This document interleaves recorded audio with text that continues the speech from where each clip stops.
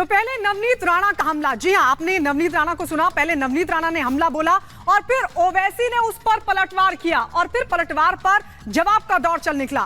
15 second वाली लड़ाई तोप तक आ गई। ओवैसी ने बात कह दी, राणा भी कहां चुप रहने वाली थी। उन्होंने भी हैदराबाद की सियासत करने वाले ओवैसी को घर में शेर बता डाला। आइए आपको दिखाते हैं पूरी खबर इस रिपोर्ट के जरिए।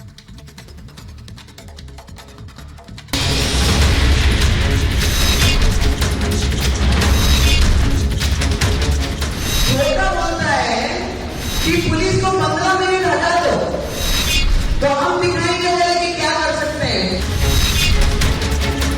अरे भाई 15 सेकंड आप उनको बोलिए कि मैं आ जाता हूँ, 1 घंटा ठहर जाता हूँ, कर दीजिए क्यों करना है। भाईजान के गढ़ में नवनीत की हुंकार के बाद सियासत गर्म हो गई है।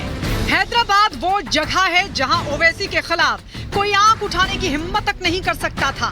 वहां जाकर अमरावती से बीजेपी प्रत्याशी और बीजेपी की फायर ब्रांड नेता नवनीत राणा ने 11 साल पुराने विवाद को खोदकर 15 सेकंड की मोहलत मांग ली। वो छोटा भाई बड़ा भाई ना, छोटा और बड़ा। छोटा बोलता है कि पुलिस को 15 मिनट हटा दो तो हम दिखाएंगे कि क्या कर सकते हैं। छोटे को मेरा कहना है तेरे को 15 मिनट लगेंगे छोटे, और हमको सिर्फ 15 सेकंड लगेंगे। 15 सेकंड पुलिस को हटाया, 15 सेकंड अगर पुलिस को हटाया तो छोटे को बड़े को ये पता नहीं लगा कहां से आया और कहां को गया। सिर्फ 15 सेकंड लगेंगे हम लोगों को, किसी ना मंच पे आ गए। अपने ही गढ़ में चुनौती पाकर भाई जान भी कहां चुप बैठने वाले थे। बात छोटे भाई अकबरुद्दीन पर आई, ओवैसी ने उसे तोप बता दिया। आप ये जबान इस्तेमाल करेंगे और वो एमपी साहिबा जो महाराष्ट्र से आके छोटे छोटे, अरे छोटे को रोक के रखा हूं, छोटे को बहुत रोक के रखा हूं। अगर जिस दिन मैं छोटे को बोला कि मियां मगर आराम कर तो तुम संभाल लो, फिर तुम संभालो। छोटे छोटे, तुमको मालूम ही क्या है छोटा क्या है नहीं मालूम तुमको। तोप है वो, बोर बच्चा है, सालार का बेटा है। जुबानी हमला ऐसा कि कोई किसी से पीछे नहीं रहना चाहता। 11 साल पहले अकबरुद्दीन ने जो बयान दिया उसे कई बार दोहराया। इसे लेकर छोटे पर सवाल उठा तो ओवैसी ने सीधे सीधे बीजेपी को धमकी दे डाली और उसे समझाकर बैठाने वाले का नाम भी खुद का बताया। बहुत मुश्किल से समझा के बिठाना पड़ता उनको, बहुत मुश्किल से। और उनको समझाने वाले का नाम असदुद्दीन ओवैसी है, किसके बाप को नहीं सुनने वाला है छोटा। बोल दूं कल से शुरू करो बैटिंग। अभी खाली उन्होंने टाइमिंग कर रहे, सिंगल ले रहे, 1 2 3 कर रहे। अगर शुरू हो गया T20 का तो फिर तुम्हारा भी T20 फिर कैसा होगा देखो। ओवैसी ने नवनीत राणा की 15 सेकंड वाले बयान पर भी तीखा प्रहार किया और सवाल के बदले सवाल पूछ डाला। अरे आप बताइए, आप 15 सेकंड का दिन को 15 सेकंड मुर्गी का बच्चा हूं मैं? 15 सेकंड का दिन बोलो ना, कहां पे आना आता मैं? तुम्हारे पप्पा से पूछो, दिल्ली वाले पप्पा से पूछ के बताओ मेरे को। तुम्हारे घर पे आऊं, तुम्हारे ऑफिस जाऊं, कहां पे आऊं बताओ। 15 सेकंड ये कर देंगे। अरे क्या मुल्क है ये क्या है? यहां पर कोई कानून नहीं है भारत में। हैदराबाद में बीजेपी ने जब से माधवी लता को अपना प्रत्याशी बनाया है, हर दिन कोई ना कोई मुद्दा सुर्खियों में बन रहा है। 40 साल से ओवैसी के परिवार का हैदराबाद में दबदबा है, जिसे अमित शाह ने रजाकारों का कब्जा बताया तो ओवैसी ने जवाब दिया। और हैदराबाद को 7 अर्थ में रजाकारों से मुक्ति दिलाने का काम करिए।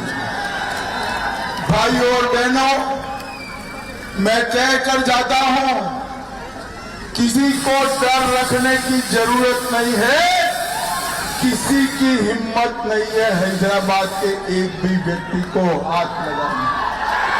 उन्होंने आके बोल रहे 40 साल से रजाकार। अरे हैदराबाद की आवाम वोट डाल रही अमित शाह, तुमको हरा रही और हमको कामयाब कर रही है मजलिस को, तो रजाकार हो गए। एक छोटी सी पार्टी, मुट्ठी भर नेता, लेकिन ओवैसी सुर्खियों में रहते हैं। वो और उनकी तरफ से हुए हमले दोनों को नजरअंदाज करना मुश्किल होता है। इस बार भी यही हो रहा है। ओवैसी हैदराबाद सीट से मैदान में हैं, 4 बार सांसद रहे और 5वीं जीत की तलाश है। इस सीट पर 40 साल से ओवैसी के परिवार का दबदबा रहा है, लेकिन हैदराबाद के बाहर ओवैसी बहुत ज्यादा असरदार नहीं रहे। पार्टी के सिर्फ 2 सांसद और 3 राज्यों में 10 विधायक। देखा जाए तो ओवैसी की सियासी ताकत ही इतनी है, लेकिन वो हमेशा राजनीति के केंद्र में रहते हैं और यही वजह है कि उनकी जुबान से निकला हर एक शब्द राजनीतिक पारा बढ़ाने में पीछे नहीं रहता। Bureau report, Republic Bharat.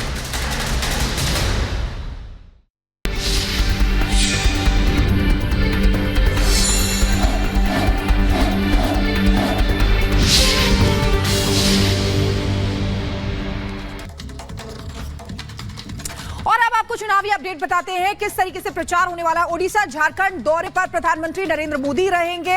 BJP प्रत्याशियों के लिए चुनाव प्रचार वो करने वाले हैं। गृह मंत्री अमित शाह का भी चुनावी दौरा आज होने वाला है। आपको बता दें कि तेलंगाना और वाराणसी में चुनाव प्रचार गृह मंत्री अमित शाह करेंगे। कानपुर, उन्नाव, बेगूसराय में मुख्यमंत्री योगी आदित्यनाथ भी चुनाव प्रचार में रहेंगे। फर्रुखाबाद में राजनाथ सिंह की जनसभा रहने वाली है और साथ ही साथ आपको बताएं कि किस तरीके से मेगा प्रचार ये बीजेपी की तरफ से किया जा रहा है। तो चुनावी अपडेट आपको बताई थी। बड़ी खबर केजरीवाल के चुनाव प्रचार का आज पहला दिन है, ये बड़ी खबर आपको बता दें। और पहले वो मंदिर में जाकर पूजा करेंगे, थोड़ी ही देर बाद मंदिर जाकर पूजा करेंगे। सीपी के हनुमान मंदिर में दर्शन करेंगे, हमेशा ही वो वहां जाते रहे हैं। दोपहर 1 बजे प्रेस कॉन्फ्रेंस उनकी होगी। आम आदमी पार्टी के दफ्तर में पत्रकारों से बातचीत करेंगे। कुछ देर बाद दिल्ली के सरकारी आवास से सीपी के हनुमान मंदिर जाकर दर्शन करेंगे अरविंद केजरीवाल। तो आपको बता दें कि केजरीवाल के प्रचार का आज पहला और इस बीच एक और बड़ी खबर है कि आज शाम पहला रोड शो करेंगे अरविंद केजरीवाल। दक्षिणी दिल्ली सीट पर चुनाव प्रचार होगा। आप प्रत्याशी के समर्थन में करेंगे अरविंद केजरीवाल रोड शो, जो कल अंतरिम जमानत पर बाहर आए हैं। 1 जून तक अंतरिम जमानत, 2 को फिर से उन्हें जाना होगा जेल। लेकिन इस बीच अब चुनाव प्रचार शुरू कर दिया अरविंद केजरीवाल ने। आज पहले हनुमान मंदिर में दर्शन पूजन, फिर मीडिया को संबोधित और आज ही वो अपना पहला रोड शो करने वाले। दक्षिणी दिल्ली सीट पर होगा चुनाव प्रचार। आम आदमी पार्टी प्रत्याशी के समर्थन में रोड शो करने वाले हैं। और चलिए हम सीधे रुक कर लेते हैं। 2 सहयोगी इस वक्त हमारे साथ जुड़ रहे हैं। अंजलि जो हमारे साथ हनुमान मंदिर से जुड़ रही हैं, इसके अलावा जतिन भी हमारे साथ दक्षिणी दिल्ली से हमारे साथ जुड़ रहे हैं। सबसे पहले जतिन, आपके पास आते हुए, आज दक्षिण दिल्ली में चुनाव प्रचार करने वाले हैं अरविंद केजरीवाल, रोड शो करेंगे। आज किस तरीके का उनका जो हाव भाव है वो दिखाई देने वाला है, क्योंकि भुनाना शुरू कर दिया है कि भाई बाहर आ गए हैं जेल से?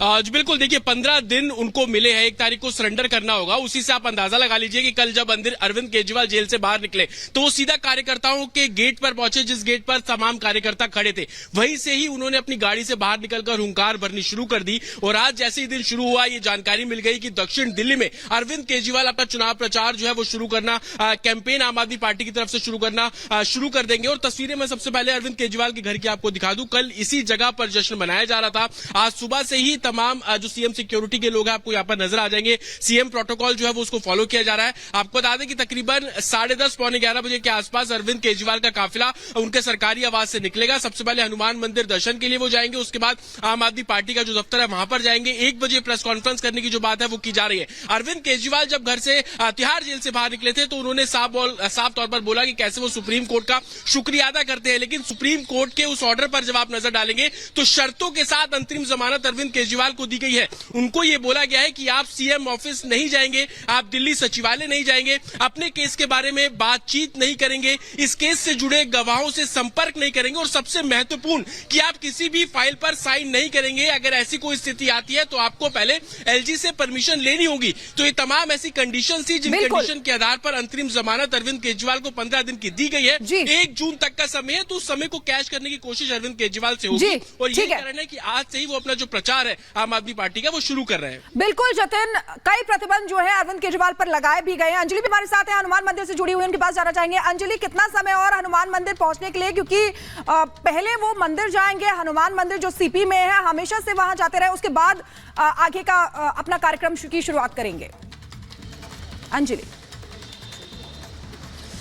बिल्कुल, देखिए 11 बजे का, जैसा कि 11 बजे का समय दिया गया है जब अरविंद केजरीवाल यहां पर पहुंचेंगे दर्शन करने के लिए, लेकिन यहां पर किस तरह की व्यवस्थाएं हैं वो जरा मैं आपको पहले तस्वीरों में दिखा देती हूं। यहां पर सिक्योरिटी, जैसा कि आप देख सकते हैं, विजय महेश आपको दिखा रहे हैं कि यहां पर सिक्योरिटी पूरी तरीके से सख्त नजर आ रही है। चारों तरफ पुलिस फोर्स की तैनाती है, पैरामिलिट्री फोर्स की तैनाती है, और जैसे जैसे मंदिर परिसर के हम अंदर आगे बढ़ेंगे तो वहां पर भी देखिए पुलिस ने बैरिकेड पहले से ही लगा रखी है, और अंदर भी आप जैसा कि देख सकते हैं कि धीरे धीरे करके पुलिस फोर्स यहां पर नजर आ रही है। तो 11 बजे तक का समय दिया गया है फिलहाल, लेकिन अब सवाल ये बनता है कि आखिर लोकसभा चुनाव पर इसका क्या असर पड़ेगा कि दिल्ली के सीएम जो कि 21 मार्च को जिनकी गिरफ्तारी हुई, कुल 51 दिन में से 41 दिन वो जेल में रहे, इसका दिल्ली और पंजाब के चुनाव पर क्या असर पड़ेगा, ये सवाल तो हर किसी के मन में बना हुआ है। क्योंकि देखिए 1 जून जो कि आखिरी चरण होगा लोकसभा चुनाव का, और तब तक सीएम अरविंद केजरीवाल बाहर रहने वाले हैं, और यहाँ जैसे कि लोग भी पहुंचे हुए हैं दर्शन करने के लिए। अंजलि, हम आपके पास लौटेंगे, आपके पास लौटेंगे। अंजलि दिखा रही है हनुमान मंदिर के बाहर की वो तस्वीर, क्योंकि आज 1 बजे वहां पर पहुंचने वाले हैं अरविंद केजरीवाल, जो वहां पर दर्शन करेंगे और फिर मीडिया को संबोधित करेंगे। लेकिन अब बात करेंगे हिमाचल प्रदेश की सियासत की। हमीरपुर से बीजेपी के उम्मीदवार हैं अनुराग ठाकुर, जिन्होंने पूजा अर्चना की, नामांकन करेंगे। अब से थोड़ी देर बाद नामांकन दाखिल करेंगे। अनुराग ठाकुर ने पूजा अर्चना की, कन्या पूजन भी किया, विजय संकल्प यात्रा भी निकाली। आपको बता दें हमीरपुर से केंद्रीय मंत्री अनुराग ठाकुर उम्मीदवार बनाए गए हैं बीजेपी की तरफ से। एक बार फिर उन्हें चुनावी मैदान में उतारा गया है, लेकिन आज जब नामांकन उनको दाखिल करना है उससे पहले अनुराग ठाकुर ने मंदिर में पूजा अर्चना की, जिसकी तस्वीरें हम आपको दिखा रहे हैं। कन्या पूजन भी किया और विजय संकल्प यात्रा भी निकाली। इस यात्रा में बड़ी संख्या में बीजेपी के कार्यकर्ता और समर्थक मौजूद रहे। और ये देखिए सीधी तस्वीर हम आपको दिखा रहे हैं, अनुराग ठाकुर पर फूलों की बरसात करते हुए वहां पर जो तमाम लोग हैं वो दिखाई दिए। ये तस्वीरें आपके सामने, आज नामांकन दाखिल करना है और उससे पहले की तस्वीर हम आपको दिखा रहे हैं। अनुराग ठाकुर जो कि नामांकन दाखिल करने से पहले लोगों के बीच में भी हैं, और उनके जो परिवार के लोग हैं वो भी वहां पर जाहिर तौर पर मौजूद हैं, और इससे पहले उन्होंने कन्या पूजन किया, साथ ही पूजा अर्चना